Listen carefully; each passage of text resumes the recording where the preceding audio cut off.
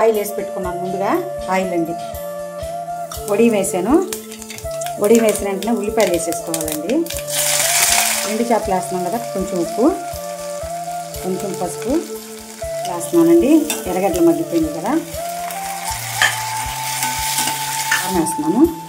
కొంచెం చూసేసుకోండి.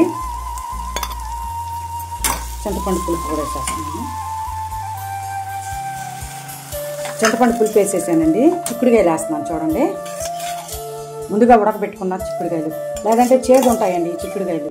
చిక్కుడుకాయ, ఎండు చేప, గోరు చిక్కుడుకాయలు, ఎండు చేప పులుసు అండి. చాలా కమ్మగా ఉంటుందండి. కొంచెం తినేవాళ్ళు అన్నం ఎక్కువగా తింటారండి. చాలా బాగుంటుంది. ఒక్క ఉడికిన తర్వాత ఆపేద్దామండి. చిక్కుడుకాయ ఎండు చేప పులుసు రెడీ అయిపోయిందండి. చిక్కుడుకాయ ఎండు చేప పులుసు పెట్టానండి, గోరు చిక్కుళ్ళు. దీన్ని చూడండి. మీకు నచ్చినట్లయితే లైక్ చేయండి, షేర్ చేయండి, సబ్స్క్రైబ్ చేసుకోండి.